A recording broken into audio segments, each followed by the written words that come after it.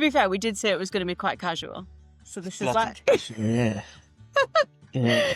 I love how... Do you want to sit on this chair? No, I'm all right. Are you sure? Yeah. Okay, cool. Well, we've just had a look around the fields. Yes. And they're not in bloom yet. No. But it looks incredible. No. We're looking good this year. Yeah. Been a real kind winter. Been kind to everyone. Yeah. We don't want rain at all. Just don't want rain. We need rain for like a couple of weeks of the year when we plant new plants, but no, hot and dry is what we're after. Global warming should, in theory, help us.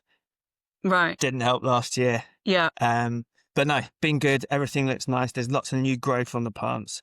So, yeah. Well, I mean, it's touching a lot of wood. Yeah. But Well, no, we're good. We're good. Well, in terms of being hot, it is hot in this greenhouse, so we will talk about this in a minute. But let's just start right at the beginning. How did you even get into farming? Are you from a farming background?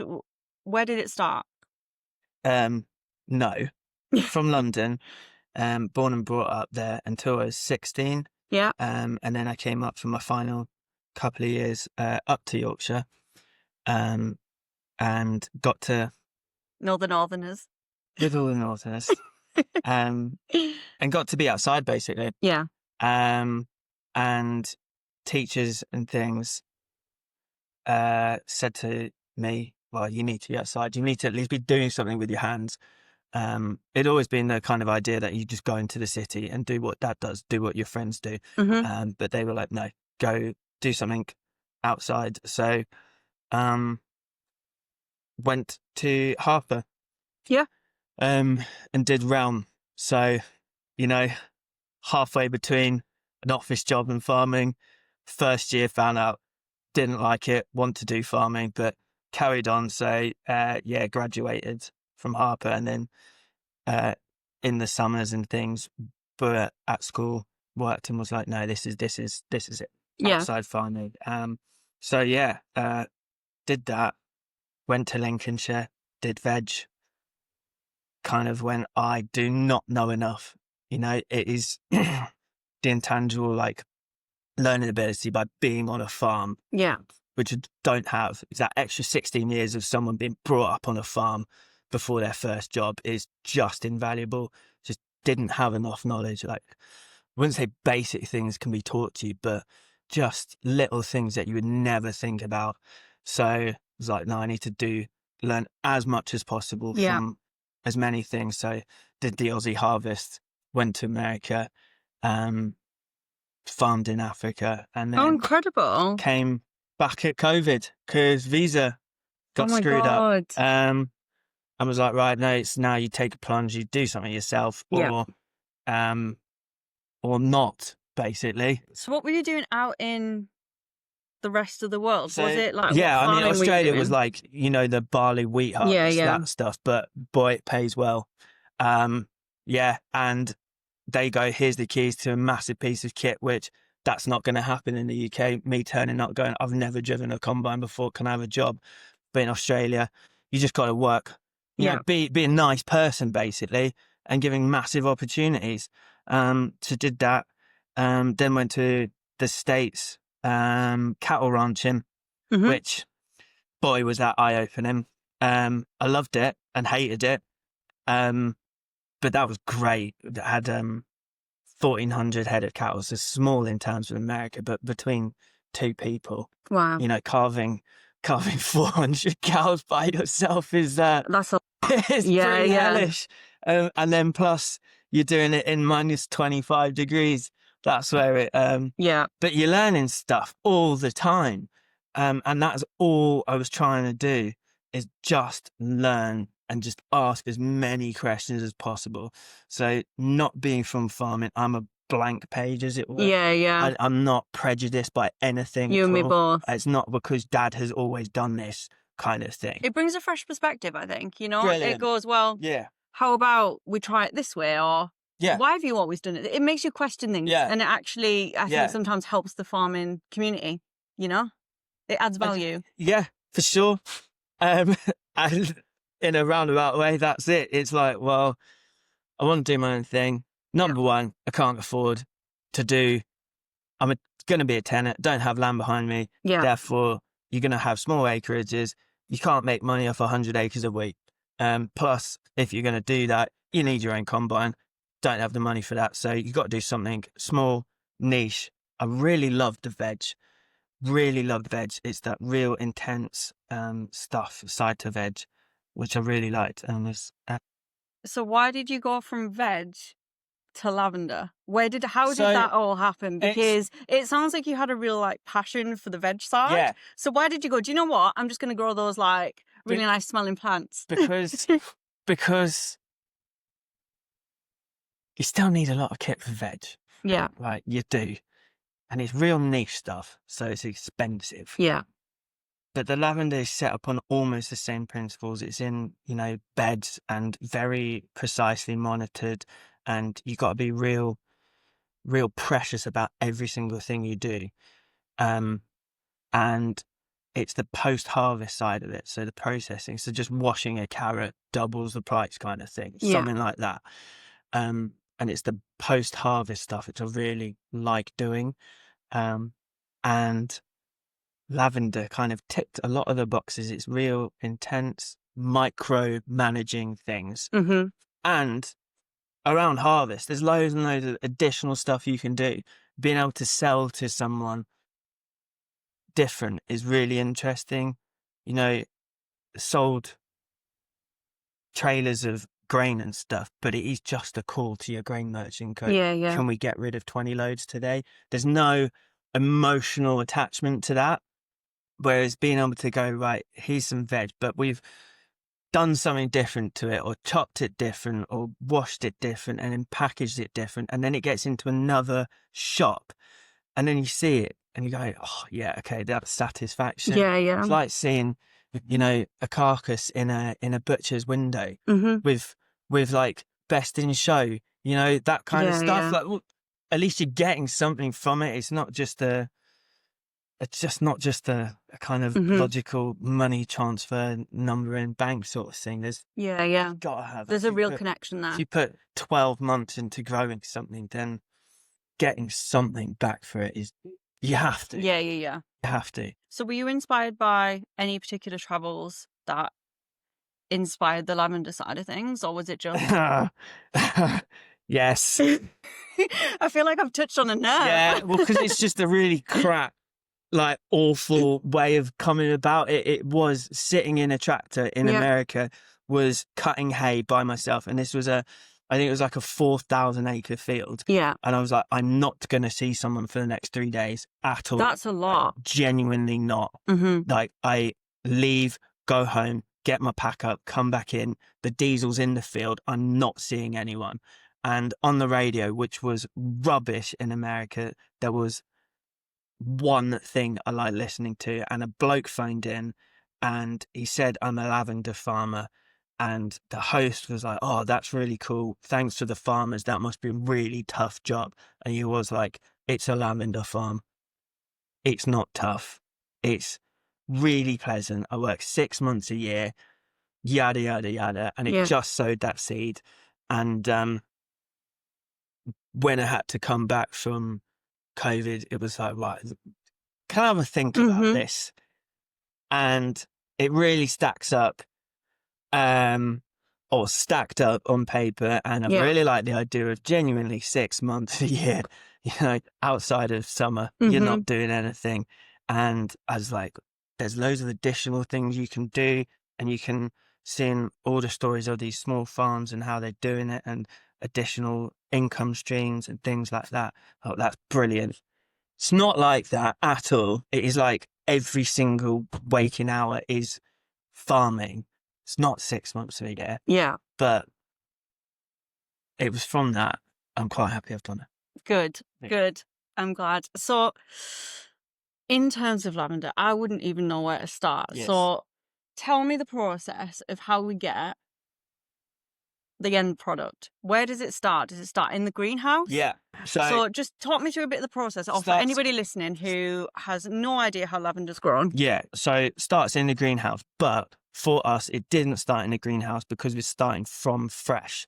So from fresh, we had to go and buy plants. So you're either buying plants or seeds, and seeds don't necessarily come true. And French lavender doesn't have seeds. It's sterile, so you have to do it from cuttings. Also, you want genetic uniformity across the field because you need it to bloom at the same time. So all the plants are genetically identical by virtue of being taken from cuttings. So, the best place in the world is France for lavender. Therefore, we went to France to get our lavenders. Oh, amazing. So went down to Provence, came back with a van. Luckily, this was before Brexit, so we got them through quite easily, should I say. But boy, was a lot of paperwork for it. So collected, I don't know, I think it was like 60,000 plants or something. Wow. Which did, I don't know, 15 acres or something. So planted them. But from those plants, we can now take cuttings. So it's self-replenishing almost. So the plants get planted, and there are plugs, which are literally, these are a bit small, but these aren't ready yet at all. So they're that size-ish, bit bigger than that when they're planted. No, a lot bigger than that. So they're planted that size. Yeah. And just when I show people, I go, it's the size of your thumb. Yeah. Get planted in April, May. I have tiny thumbs though, so that probably wouldn't be. I think that's the reason. I have one of those thumbs, like Megan Fox has these thumbs. Yeah. Not just I'm like. I don't know why you would know that, but yeah. Because I thought I had weird thumbs, and I do, but apparently they're like a thing. But anyway, carry on. Okay. Sorry. So yeah, size of the average thumb. Yeah, size average thumb. And they're planted with just a normal veg transplanter in a field. Get watered in for a bit until the roots do something, but then they're just left alone. They grow. Are they quite hardy? They're pretty damn hardy, yeah. Yeah. Everyone grows it in their gardens. We're just doing it on a big scale. That's it. And how long does it take to bloom from planting it in the ground? They will bloom in the first year, but you don't want them to bloom. So you want to get rid of the flowers in the first year before they do it. Why is that? Because then they're going to put their energy into being a plant. Right, okay. You don't want them to put energy into trying to make a seed or something, or trying to make a flower. Just get rid of that and put the energy into growing. They want to grow, because growing means next year they're going to have more flowers, and that's it. So just topped off first year. And then what do you do? Just talk me through this. Once they've grown and you don't have the flowers on them first year, do you just let them? Yeah. So it's a long, long process. You got to be the ability to not have income from that area in the first year. Yeah. That's it. Second year, you're going to get some money, but it's not going to be full. They get to proper full size in 4 or 5 years. But then from that point, you get 10 years out of them. So, yeah. It's an investment, right? It's a hell of an investment, yeah. Which means it's subsidized by doing other things. And yeah, be pretty open. It's done organically, and you get massive payments from the government. But so in terms of organic, for anybody who's listening, what does that actually mean when it comes to the lavender farm? So the organic stuff means it is organic in the proper, true, legal sense of the word. So the farm is registered as organic with an organic body, which is Soil Association.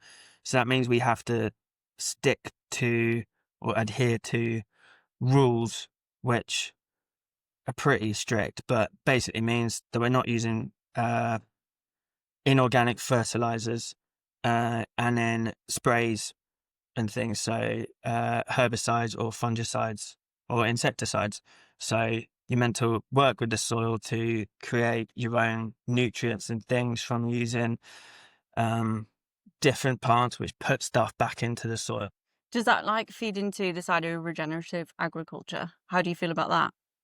As a term, I think it's fair. It's an open conversation. At the end of the day, I think there's mixed feelings on the term regenerative agriculture. Yeah, but regenerative agriculture can mean literally anything. Every farmer is going to be regenerative in itself.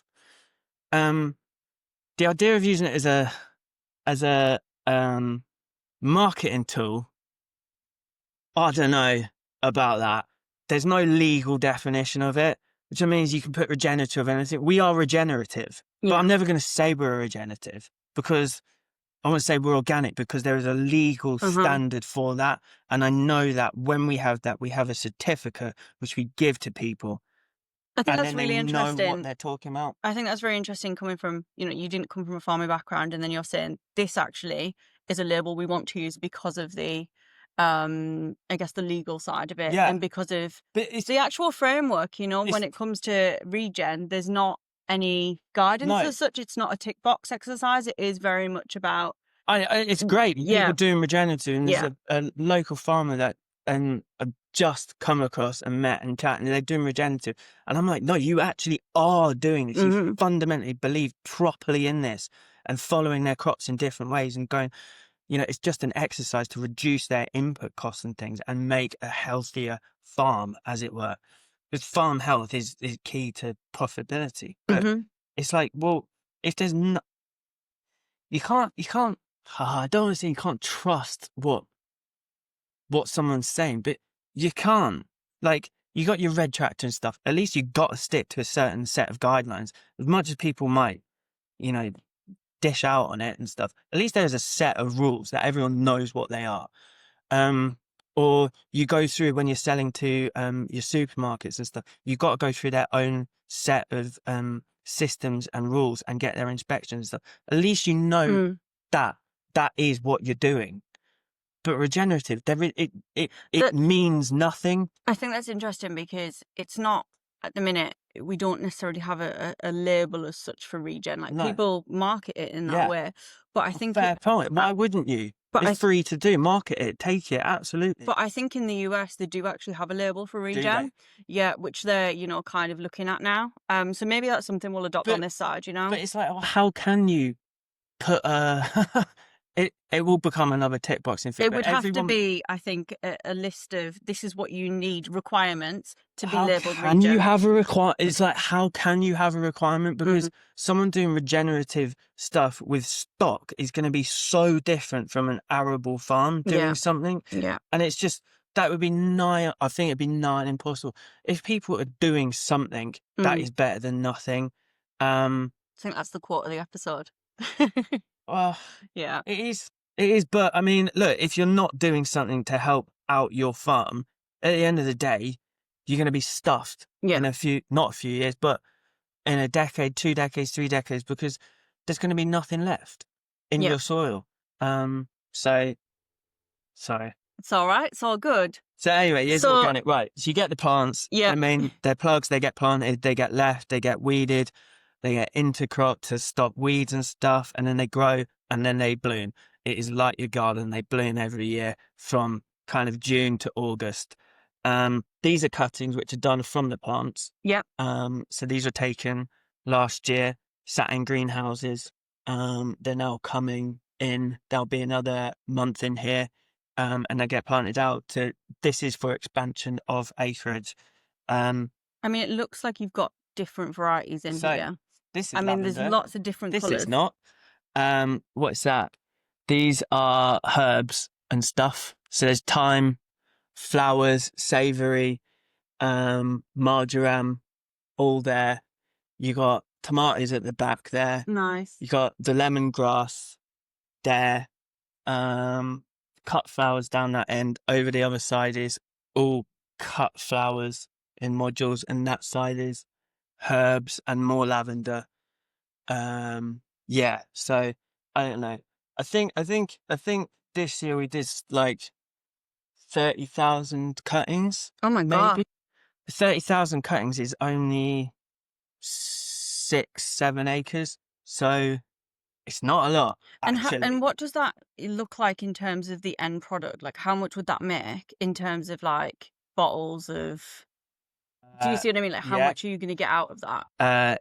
You work in litres per acre. And okay. So it's the oil that we're growing for is oil. So these the lavender varieties we've chosen are oil bearing ones that they've been bred for their oil content. And how many varieties do you have? There are 5 here. Nice. So two, two, two, French ones, as they were, which is Angustifolia ex intermedia. So it's a cross breed between an English lavender and a Spanish or fine lavender, the one with the bunny ears. So those make loads of oil but low quality. And then you got English lavenders, which make less oil but high quality, like perfume style lavender, as opposed to bathroom style lavender. It's different smells basically and different chemical formulas. So one makes you go to sleep, one doesn't make you go to sleep. So yeah, litres per acre. And it can be from like 10 litres to like 200 litres. And Wow. it is so dependent on weather. Like you want hot and that's it. You want hot. And that just increases oil. You got no control over it. So there we go. And that's it. Yeah. So once it's in bloom and you've cut it or collected it, then what? What happens to the lavender once it's in bloom? How do you get it into an end product? So you got a choice in June for cutting bunches or leaving it for the oil. So June, sometime when the flowers are developed enough, you will go in for cut bunches, which is for fresh or for drying. And the fresh are obviously fresh. They can be sent out and used. Doesn't do particularly well as a fresh flower because you can't put them in water. It makes it smell and they do go floppy. But people can take them home and dry it themselves, or you do the drying yourselves. So it comes in and gets hung up for a good few weeks to dry out, and then are sold as dried bunches or stripped for their buds.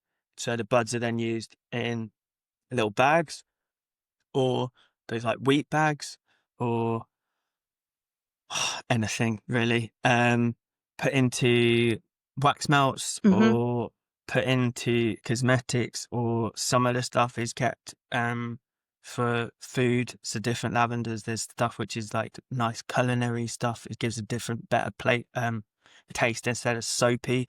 So it can be used in like biscuits or like a lavender shortbread. It's actually quite nice. Oh, amazing. Lavender and lemon go really well together.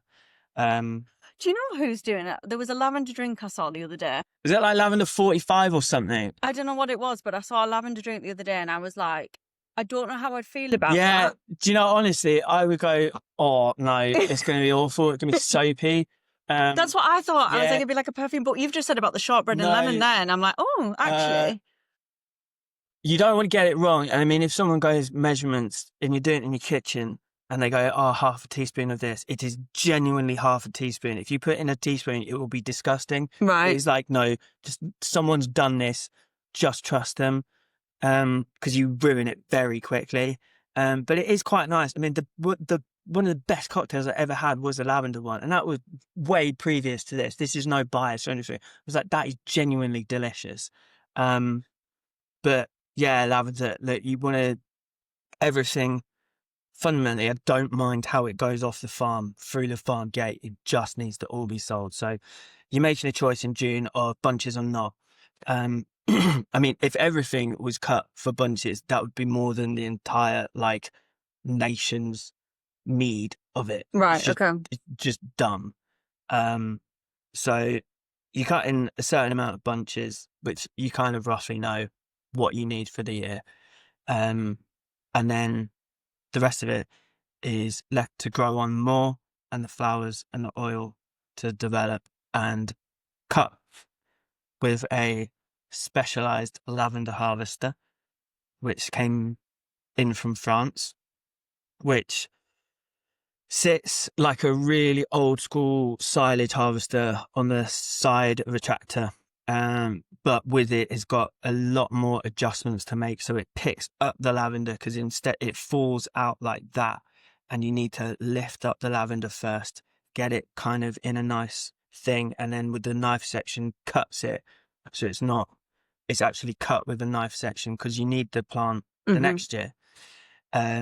Gets chopped up into a trailer, goes back to the sheds where the oil is extracted using steam. So steam is passed through the chopped lavender, and out the top comes water and oil, which then gets cooled down and separated off. And then from that you get lavender water, which is scented water basically, and oil, which then gets left for a few months to develop and change its smell profile. Because at the beginning it smelled very green. Wouldn't say it smells like silage, but there's like this real green note to it. It's lavender, but it's not the lavender and yeah, then gets dished up into little bottles or into cosmetics or into candles or into big bottles. Yeah. And they sell well? It sells. So the biggest part of it is which you didn't have to do before doing anything, because you just phone up your grain dealer and you go, here's our grain, please buy it. This is marketing. You have to market it. So yes, I can go and dump everything onto a perfumer and that would be fine, but you're losing out on money basically doing that. Yeah. So this is marketing and trying to, I don't want to say create a brand because I honestly hate that, but yeah, it is creating a brand. It's creating a story and everything. So you know that this is the field it's come from. This is the row it's come from. I mean, that's how you got to know that. This is the row it's come from, and it's gone to there. It has been processed, and now it has come to you, and you've seen everything, and it is very open. And that's it. It's a marketing thing, really. Yeah, absolutely. I mean, we were talking earlier before we started recording about it being, about setting up a business and how you had to learn everything yourself from scratch. In terms of this whole business, have you had any major challenges? What would you do differently if you could go back? Is there anything you'd change where you go, Yeah, massive. I've learned that now? I completely. I absolutely changed the entire way that everything was planted right from the beginning in a truly just like agronomic aspect. Like I would do this different, but I'm not going to tell you because someone's going to copy this themselves. I would completely change it 100%, but so far into it, this is what it is, and it's fine. Everything's fine now, but we completely changed. And I would love for Yorkshire to be 40 degrees every year. That's not happening. But then I don't know. Would I change anything? I mean, yeah, it'd be great to have known everything right at the beginning, but it is by finding all the mistakes that you create what you have. And if I hadn't had those mistakes, then I wouldn't know why I'm doing something. It's really annoying when something works perfectly. Because you go, oh, well, that's great. But if you did it the same again next year and it doesn't work perfectly, you haven't found out why it hasn't worked. So, everyone from, hundreds of years of drilling wheat, people know how to do it, everything and all the preparation and stuff. This is like, right, well, I've seen it and I read all the journals possible from France and things, but is it going to work? I don't know. I can't go and ask anyone because it is closed. And, I can't go and ask every single French person on earth how to grow lavender. So it is by the mistakes, We've sacked off some varieties of lavender because they just don't work here. So that's great. Cost a lot of money, but at least we know. Yeah. We know what plants do grow. Yeah, it's would I change anything? No. Winning the lottery before would be helpful.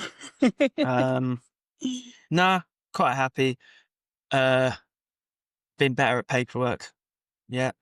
From the beginning, that would have been very helpful. Being absolutely shit hot on all your subsidies, that would have been great. Yeah. Because it's free money. But no, I'm quite happy. Put up the fencing quicker. Had a lot of poaching, real big problem. And fine, do your poaching, but every time a car turns on a field and it rips up a lavender plant, that lavender plant's worth 35, 40 quid. Yeah. Very quickly, it's thousands of pounds. So fencing quicker. Yeah. Yeah, no, I'm quite happy. We're here, can see it, like light at the end of the tunnel, but absolutely no, you're in the light. I would say everything's going well, doing what you need to do. You know, loans are being paid off every month, and that's fine. Not going to be a millionaire tomorrow, but frankly, does that matter? Quite happy turning up every day to work. Yeah, That makes you rich in other aspects, exactly. does it not? Yeah. So in terms of getting people, I guess, connected more to the countryside, am I right in thinking you welcome people to the farm So last year? yeah, so there's a couple of group tours and things for different types of people, and that's fine. No worries. You know, please come on. Can have a couple of hours. I'll explain in a lot of detail or not a lot of detail to you. And then, yeah, had those visits. I mean, there's a right of way across the farm. So if people weren't so lazy, they could walk straight across the farm and see it all. Um, Crack on. I can't do anything. But then we were meant to open last year, but just it was so wet. You couldn't travel on fields. Like you couldn't. And then having people's feet in the field would have ruined everything. Yeah.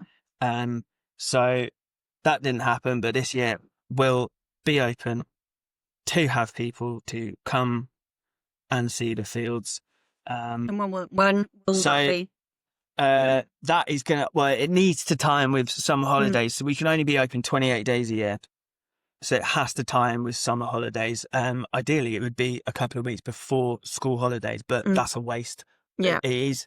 It needs to be finished before proper harvest starts because you can't have anyone around. And once the harvest starts, then there's nothing left. It is a plant. It's a bare plant. And, well, it's a green plant. So it will be end of June to end of July.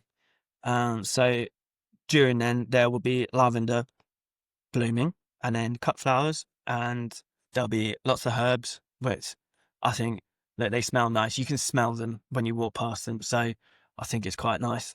You know, big thing of sunflowers and clary sage and stuff, but this stuff is planted not for an exercise of come and look at a flower farm. Like, come and pick your own. This is not pick your own. These are the flowers. You should be able to see them because otherwise it's just hidden away. You know, ultimately, there's probably only been about 100 people to come and see this stuff so far. And it's every person that walks in when it's purple, they go, oh my God. Yeah.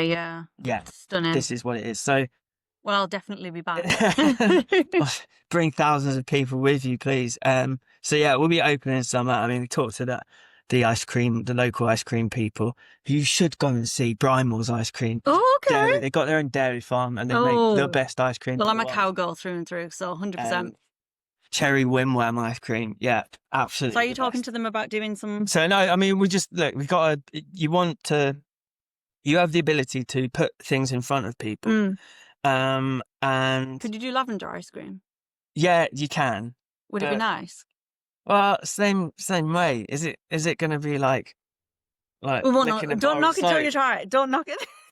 No, you can. I think it would be really nice. But yeah, it's so have like ice cream and a coffee and stuff from some people we met at markets who roast their own beans. Really nice couple, and then have our flowers for people and buy our candles if you want. But come and look at flowers and try and see what supposed commercial lavender farm is, because we are. It's a massive selling point. It's bloody important to me. We are the biggest organic lavender farm in the country. And as far as I can tell, are we the most northern commercial lavender farm in the world from a very basic Google search? Possibly. If you live in Newcastle, you're not going to find a lavender farm closer. So come and see us. It is nice. Yeah, and it's a good day out. I would hope. Well, as I say, I'll definitely be back, and I'll put a link on the website as well so people can find you guys. But I mean, from people coming, it's going to create a bunch of jobs for people, which wouldn't have existed before. Hopefully it will get other, producers at some time. We can put their stuff in front of people to buy, and it just connects more people and stuff like that to the countryside, which is, I went to a farm, was it yesterday? The day before. And just being out and about, it's so good for mental health and mental well-being. Getting people out and about in the fresh air. Yeah, so. Absolutely. I mean, just you have a lot of crappy days doing everything. I mean, every job's going to have rubbish days, but there's one flower that is picked at sunset, calendula, which is an orange flower, and it's used for drying for various purposes, but always pick it around sunset. And you can have a really crap day, but you get to walk out there and pick these flowers for 2 hours at sunset, and they smell really nice, and you go, geez, it's not so bad, this, is it? It's really not bad. Like, the idea of complaining when you're on a farm about anything, you can't. It's really nice. Fresh air, absolutely, pivotal for mental health, I think. Yeah. And seeing things grow. You've got loads of growing things. It's awesome seeing things bud. Just seeing the hedges bud at the moment, and you go, oh, that's great. Or seeing cherry blossoms, that's great. Seeing these birds and these weird birds which have been away for months over winter, you start seeing them and you go, oh, that's great. Yeah. Just being outside's great. Yeah. So what's next then? What's next for you? What's next? There's about 1 million nexts. It really is. So weirdly, this year is a lot more food based, which I've always had a problem with, really. I'm growing a thing which isn't really necessary. Yeah. Everyone can do without lavender, but you can't do without food. So I feel sort of a moral obligation to grow food. Is it proper food? No. Is it going to feed everyone? No. But doing some veg, so doing weird veg, which have been asked specifically for by certain restaurants. So we're doing some weird climbing French beans and going to do sweet corn and things. So in that regenerative way, doing the beans growing up the sweet corn, because I'm not going to put in nets or anything. And then doing some different veg. So that very quick turnaround veg, which needs to be. So courgette flowers. So, they are picked in the morning and with the restaurant by lunch. Wow. Because it needs to be. And it's doing that kind of stuff where, at least I get a buzz out of it. You get to touch things, physically touch the veg and things. So different veg, and then lots more herbs. So the big thing this year is doing a herb de Provence mix, which is basically a mix of dried herbs but has lavender in it. So it's a well-known thing. It's on supermarket shelves, but why can't we grow all of it ourselves? So we're doing that. So that is what these trays literally are for. So it's thyme, marjoram, rosemary, lavender, savoury,